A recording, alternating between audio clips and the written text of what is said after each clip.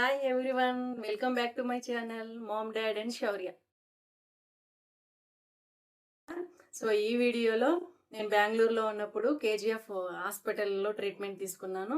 So అక్కడ experience ఎలా ఉంది? తర్వాత ఇంకా నేను బెంగుళూరు నుంచి హైదరాబాద్ ఎందుకొచ్చాము? ట్రీట్మెంట్ కోసమా? లేదంటే జాబ్ పర్పసా? అని దాని గురించి మాట్లాడతాను ఈ వీడియోలో. ఆల్రెడీ చెప్పాను కదా! మా సిస్టర్‌కి ట్రీట్మెంట్ తీసుకుంటే 1 ఇయర్ పట్టింది. ప్రెగ్నెన్సీ కన్ఫర్మ్ అయింది. ఆ అమ్మాయి నాకు సజెస్ట్ చేసింది. ఇంక నాకయింది గదా! నీకు అవుతుంది. సో, వాళ్ళు చూపించుకున్న దగ్గర నన్ను చూపించుకోమని సజెస్ట్ చేశారు. ఇంకా మేము కూడా ఆలోచిస్తే ఇంకా అమ్మాయికి అయింది కదా! కన్ఫర్మ్ అయింది కదా! మనకు కూడా పాజిటివ్ రిజల్ట్ రావచ్చు అని ఆలోచనతో మేమక్కడ ట్రీట్మెంట్ తీసుకుందామని ఫిక్స్ అయ్యాము. మా సిస్టరు కేజీఎఫ్‌లో ట్రీట్మెంట్ తీసుకున్నది. సో, మేము కూడా అక్కడికి వెళ్ళాము. ఇంకా అక్కడికి నేను, మా హస్బెండ్ ఒకసారి ఫస్ట్ టైమ్ వెళ్ళాము. తర్వాత స సెకండ్ టైమ్ నుంచి నేను ఒక్కదాన్నే వెళ్ళేదాన్ని. ఎందుకంటే ఇంకా నేను జాబ్‌కి లీవ్ పెట్టాలి. ఇంకా నాతో పాటు మా హస్బెండ్ వస్తే మా హస్బెండ్ కూడా జాబ్‌కి లీవ్ పెట్టాలి. ముందుగానే స్ప్రౌట్స్ అన్నీ రెడీ చేసి పెట్టుకునేదాన్ని. స్ప్రౌట్స్ ఒక బాక్స్‌లో తీసుకునేదాన్ని. నట్స్ అన్నీ సోక్ చేసినవి ఒక బాక్స్‌లో తీసుకొని, ఫ్రూట్స్ ఏవన్నా తీసుకొని ట్రైన్‌లో మెజెస్టిక్‌లో 7:00కి అక్కడ ఉండేదాన్ని. సో, 7:30కి అంతా ట్రైన్ స్టార్ట్ అయిపోతుంది. ఇంకా కేజీఎఫ్‌లో అక్కడ దిగేసి అక్కడ వాక్ చేయాల్సి ఉంటుంది. ఒక 10 మినిట్స్ అలా. వాక్ చేసిన తర్వాత హాస్పిటల్‌కి వెళ్ళినప్పుడు ఎవరు నాకు డైట్ అవన్నీ చెప్పలేదు. వాళ్ళు నాకు జస్ట్ టాబ్లెట్స్ ఇచ్చి పంపించేసేవాళ్ళు. ఇంకేం చెప్పేవాళ్ళు కాదు. నేనే యూట్యూబ్‌లో చూసి డైట్ అవన్నీ ఫాలో చేసి అసలు పీసీఓడీ అంటే ఏంటి? ఎందుకొచ్చింది? ఇవన్నీ తెలుసుకొని దీనికి ట్రీట్మెంట్ ఏంటి? అవన్నీ తెలుసుకొని ఇంకా లైఫ్ స్టైల్ చేంజెస్ చేసి డైట్, ఎక్సర్‌సైజ్ అవన్నీ చేస్తుంటే నాకు అప్పటికే సైకిల్ రెగ్యులర్ అయింది. పెయిన్ కూడా తగ్గింది. సో, నేనింకా కేజీఎఫ్ హాస్పిటల్‌కి ఎళ్ళేటప్పటికి నాకు పీరియడ్స్ రెగ్యులర్ అయిపోయింది. సో, నేను మా హస్బెండ్ ఫస్ట్ ఎళ్లి ఆమెని కన్సల్ట్ అయ్యాం కదా! అప్పుడైతే ఆమె మాకు చెప్పింది పీరియడ్ అయిన సెకండ్ డే నుంచి రా అని చెప్పి.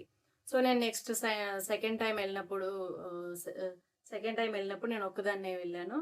హ్మ్. అప్పుడు ఇంకా టాబ్లెట్స్ ఇచ్చింది. ఎక్సర్‌సైజ్ పెరగడానికనుకుంటా టాబ్లెట్స్ ఇచ్చింది. సో, ఆ టాబ్లెట్స్ ఆమె చెప్పినట్టు నేను కరెక్ట్‌గా వేసుకునేదాన్ని. తర్వాత నన్ను 12థ్ డే రమ్మనిందనుకుంటా. యాక్చువల్‌గా ఎక్సర్‌సైజ్ ఎలా ఉంది అని స్కాన్ చేస్తారు. ఆ స్కాన్ కొంతమంది డాక్టర్స్ 9థ్ డే నుంచి చూస్తారు. ఇంక నాది దూరం కాబట్టి బెంగుళూరు నుంచి రావాలి కాబట్టి ఆమె నాకు 12థ్ డే రమ్మని చెప్పింది. పీరియడ్ అయిన 12థ్ డే రమ్మనింది.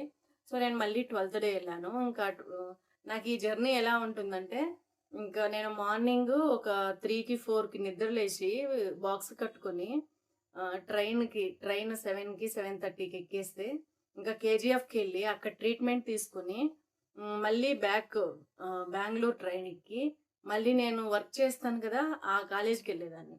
సో, నేను వర్క్‌కి వెళ్ళి, నేను ముందునే పర్మిషన్ తీసుకున్నాను. ఆ సార్ చాలా మంచివాళ్ళు, ప్రిన్సిపల్ సారు. నాకు చాలా సపోర్ట్ చేశారు. సో, అక్కడ నేను ఒక ఆఫ్టర్‌నూన్‌కి అలా వెళ్ళిపోయేదాన్ని. ఇంకా ఆఫ్టర్‌నూన్ ఎళ్లి లంచ్ చేసేసి, ఇంకా క్లాసెస్ చూసుకొని, మళ్ళీ ఈవినింగ్ ఇంకా వెరీ టైర్డ్‌నెస్‌తో ఇంటికెళ్ళేదాన్ని. పీరియడ్ వచ్చిన సెకండ్ డే నుంచి టాబ్లెట్స్ ఇచ్చి అబ్జర్వ్ చేస్తారు. ఎక్సర్‌సైజ్ ఎలా ఉంది అనేసి. సో, నేను ఇంకా సెకండ్ టైమ్ నేను ఒక్కదాన్నే వెళ్ళాను కదా! అప్పుడు చూసింది ఎక్సర్‌సైజ్ తక్కువగా ఉంది. మళ్ళీ థర్డ్ టైమ్ వెళ్ళాను.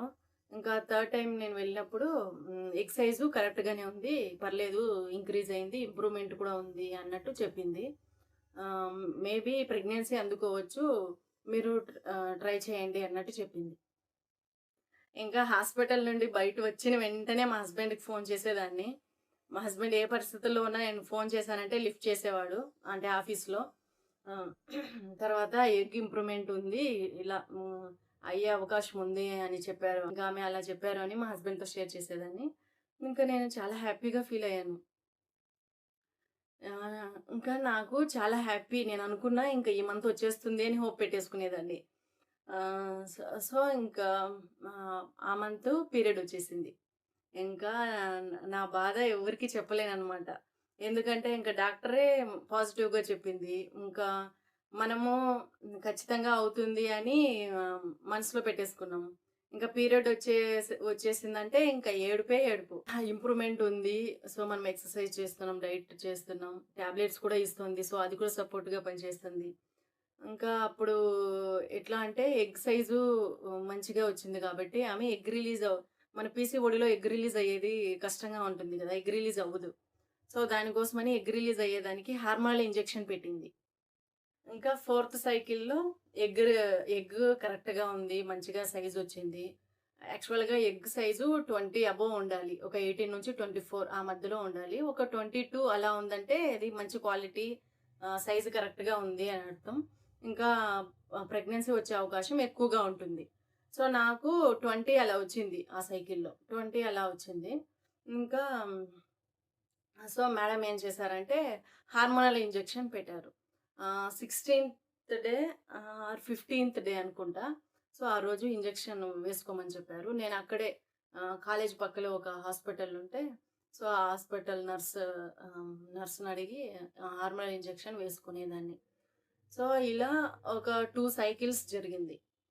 నేను ఇంకా మేడం చెప్పడం ఎక్సర్‌సైజ్ బాగుంది. అంతా ఓకే. నీకు ప్రెగ్నెన్సీ వస్తుంది అని మేడం పాజిటివ్‌గా చెప్పడం. ఇంక నేను మా హస్బెండ్‌కి చెప్పడం. మనసులో ఇంక నాకు ప్రెగ్నెన్సీ వచ్చేస్తుందని ఫిక్స్ అయిపోవడం. డేట్ రావడం. డేట్ వచ్చినప్పుడు బోరున ఏడవడం. చాలా బాధపడడం. ఇదే జరిగింది ఒక 4, 5 మంత్స్ ఇదే జరిగింది. ఇంకా ల నేను యూట్యూబ్‌లో సెర్చ్ చేస్తూనే ఉన్నాను గదా! అసలు ఏం జరుగుతుంది? ఈ పీసీఓడీలో ఎగ్ రిలీజ్ అవ్వదంటారు. ఎగ్ సైజు పెరగడం లేదంటారు. అసలు ఏం జరుగుతుంది? మొత్తం నేను కనుక్కునేదాన్ని. మనం చదువుకున్నాం గదా! సో, మనకి క్యూరియాసిటీ ఎక్కువనమాట. అసలు ఏం జరుగుతుంది? నాకేంటి ప్రాబ్లమ్? ఇవన్నీ నేను చూసేదాన్ని, తెలుసుకునేదాన్ని. ఈస్ట్రోజను ఫస్ట్ 15 డేస్ ఎగ్ సైజ్ పెరగడానికి గానీ, ఎగ్ రిలీజ్ అవ్వడానికి గానీ హెల్ప్ చేస్తుంది. Next progesterone second 15 days. ఒకవేళ ఎగ్ ఫర్టిలైజ్ అయ్యి ప్రెగ్నెన్సీని క్యారీ చేయాలంటే అది హోల్డ్ చేస్తుంది ప్రెగ్నెన్సీని. ఈ 2 ఫీమేల్ హార్మోన్స్ మనకిలా పనిచేస్తాయి. నెక్స్ట్ మనకి ఎఫ్ఎస్‌హెచ్, ఎల్‌హెచ్ అని 2 హార్మోన్స్ ఉంటాయి. ఈ FSH follicle stimulating hormone. Follicle అన్నా, ఎగ్ అన్నా ఒకటే. Next LH luteinising hormone. Oestrogen, progesterone ఇవన్నీ మనకి కరెక్ట్ టైంకి రిలీజ్ అయ్యి కరెక్ట్‌గా పనిచేయాలి మన బాడీలో. అవి కరెక్ట్‌గా పనిచేయలేదంటే ఇంక మనకి పీరియడ్ సరిగ్గా రాదు, ప్రెగ్నెన్సీ అందుకోదు, ఎగ్ సైజ్ పెరగదు. సో, ఇలా ఉంటదనమాట ప్రాబ్లమ్. మేడము నాకు ఎగ్ సైజ్ ఎలా ఉంది చెక్ చేస్తోంది స్కాన్ ద్వారా. నెక్స్ట్ ఎగ్ రిలీజ్ అవ్వడానికి హార్మోనల్ ఇంజెక్షన్ ఇచ్చి సో, ఎగ్ రిలీజ్ అవ్వడానికి హెల్ప్ చేయడానికి చేస్తుంది. కానీ పీసీఓడీలో ఎగ్ రిలీజ్ అవ్వదు అని ఉంటది కదా! మరి నాకు ఎగ్ రిలీజ్ అయ్యిందా లేదా అనేది మేడము చెక్ చేయలేదు. సో, నేను ఇంకా 4, 5 మంత్స్ ఎళ్ళాను. తర్వాత లాస్ట్ టైమ్ వెళ్ళాను. వెళ్ళినప్పుడు మేడం లేరు. వేరే సార్ ఉన్నారు. మేడం లీవ్‌లో ఉన్నారంట. వేరే సార్ ఉన్నారు. సో, ఆ సార్‌ని అడిగాను నేను. మేడము ఇలా ట్రీట్మెంట్ ఇలా జరిగింది నాకు ఒక 4 మంత్స్ నుంచి. పీసీఓడీలో ఎగ్ రిలీజ్ అవ్వదు కదా! మరి మేడం నాకు చెక్ చేయలేదు. అది రిలీజ్ అయ్యి ఉంటుందా? లేదా? మరి నాకు ఎందుకు ప్రెగ్నెన్సీ రాలేదు అని క్వెషన్ అడిగాననమాట. సో, ఆ సారు చెక్ చేయాలి. ఎగ్ రిలీజ్ అయిందా లేదా చెక్ చేయాలి. మరి మేడం ఎందుకు చేయలేదో అన్నట్టు చెప్పారు. సో, ఇంక అక్కడితో మనకు ఒక చిన్నది దొరికిందంటే మనకింకా వాళ్ళ మీద నమ్మకం పోతుంది గదా! సో, ఇంక నేను ఆ హాస్పిటల్‌కెళ్ళలేదనమాట. అదే లాస్ట్. మళ్ళీ ఆ హాస్పిటల్‌కి నేను వెళ్ళలేదు. సో, మనం ట్రీట్మెంట్ తీసుకోవాలంటే ఖచ్చితంగా నమ్మకం అనేది చాలా ఇంపార్టెంట్. నమ్మకం ఉంటేనే మనము ఆ హాస్పిటల్‌కి వెళ్ళాలి. ఆ డాక్టర్‌ని నమ్మాలి. నమ్మకం లేదు అంటే మనము వెళ్ళిన ట్రీట్మెంట్ తీసుకున్నా అది వేస్టే. ఇంక అప్పటికే నాకు చాలా కష్టమైపోయింది. బెంగుళూరు నుంచి కేజీఎఫ్ ట్రావెల్ చేయాలి. అక్కడ ట్రీట్మెంట్ తీసుకొని మళ్ళీ బ్యాక్ కాలేజ్‌కి వెళ్ళి అక్కడ వర్క్ చేసి ఇంటికెళ్ళాలి. సో, ఇలా 4, 5 మంత్స్ నేను చేశాను. నాకు చాలా కష్టమైపోయింది. ఇంకా రిజల్ట్ కూడా లేదు. ఇంకా నాకు పీరియడ్ వచ్చినప్పుడు ఏడ్చిందే ఎక్కువ ఉంది. ఎంత ఏడ్చానో, ఎంత బాధపడ్డానో మా హస్బెండ్‌కి నాకే తెలుసు. అక్కడ హాస్పిటల్‌కి వెళ్ళినప్పుడు తీసుకున్న టాబ్లెట్స్ గానీ, నేను ట్రావెల్ చేసి టయర్డ్ అయిపోయాను. ట్రీట్మెంట్ తీసుకున్న తర్వాత మళ్ళీ నేను కాలేజ్‌కెళ్ళి అక్కడ వర్క్ చూసుకొని మళ్ళీ ఇంటికెళ్ళేదాన్ని. సో, ఇది నాకు చాలా కష్టమైపోయిందనమాట. ఒక 4, 5 మంత్స్ చాలా కష్టమైపోయింది. ఇంకా మేడం మీద మేడం ఇలా చేయలేదని అదొక డిసప్పాయింట్‌మెంట్. సో, ఇంకా హాస్పిటల్‌కి వెళ్ళలేదు. ఆగిపోయాను. రెస్ట్ తీసుకోవాలి కొన్నాళ్ళు. ఎందుకంటే టాబ్లెట్స్ కూడా 4, 5 మంత్స్ తీసుకొని అందులోనూ అవి పవర్‌ఫుల్ టాబ్లెట్స్ ఉంటాయి. ఇంకా రెస్ట్ తీసుకోవాలి అని ఫిక్స్ అయిపోయాననమాట. సో, నేను ట్రీట్మెంట్ ఆపేసాను. కొన్ని మంత్స్ అలానే రెస్ట్ తీసుకునేదాన్ని. కానీ డైట్, ఎక్సర్‌సైజ్ అప్పుడప్పుడు నాకు రెస్ట్ తీసుకోవాలనిపిస్తే ఆగిపోయేదాన్ని. సో, నాకు వెళ్దాం అంటే నేను వెళ్ళి వాకింగ్ అలా చేసేదాన్ని. డైట్ పాటించేదాన్ని నార్మల్‌గానే ఇంట్లో. సో, నాకు వాకింగ్‌కెళ్ళడం అంటే కూడా అలవాటయిపోయిందింక. అది నాకు కష్టం అనిపిచ్చలేదు. ఇంక మా హస్బెండు, నేను ఇద్దరు మాట్లాడుకుంటూ, జోక్స్ వేసుకుంటూ హ్యాపీగా నేను వాకింగ్ చేసుకునేదాన్ని. అందులో నాకెటువంటి ప్రాబ్లమ్ రాలేదు. అంటే కొంతమందికి ఇంట్రెస్ట్ ఉండదు కదా! అలా వాకింగ్ ఎళ్ళేసి రావడం. సో, నేను వాకింగ్ చాలా హ్యాపీగా చేసుకునేదాన్ని. కాబట్టి నేను అది కంటిన్యూ చేసేదాన్ని వాకింగ్. మేము బెంగుళూరు నుంచి హైదరాబాద్ ఎందుకొచ్చామంటే, మా హస్బెండ్‌కి జాబ్ ఇక్కడొచ్చింది. అందుకే వచ్చాము. ట్రీట్మెంట్ కోసమే అయితే కాదు. సో, ఇంకా మేము అక్కడి నుంచి ఇక్కడికొచ్చేసాం కదా! ట్రాన్స్‌ఫర్ అయిన తర్వాత ఇక్కడ హ్మ్, ఎక్కడ పార్క్ ఉంది వాకింగ్ చేయడానికి. సో, ప్రకృతికి దగ్గరగా ఎక్కడుంది అని సెర్చ్ చేసాము. లక్కీగా కేబీఆర్ పార్క్ మాకు దగ్గరగానే ఉండింది. ఇంకా చాలు వాకింగ్ చేసుకోవడానికి చాలా బావుంది. ఎవరైనా కేబీఆర్ పార్క్ చూడాలనుకుంటే ఒక వీడియో చేశాను, లాంగ్ వీడియో. ఇంట్రెస్ట్ ఉంటే చూడండి.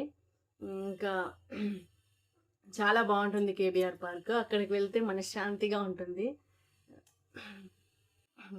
మీకు ఈ వీడియో ఇన్ఫర్మేటివ్ అనిపిస్తే సబ్స్క్రైబ్ చేసి సపోర్ట్ చేయండి.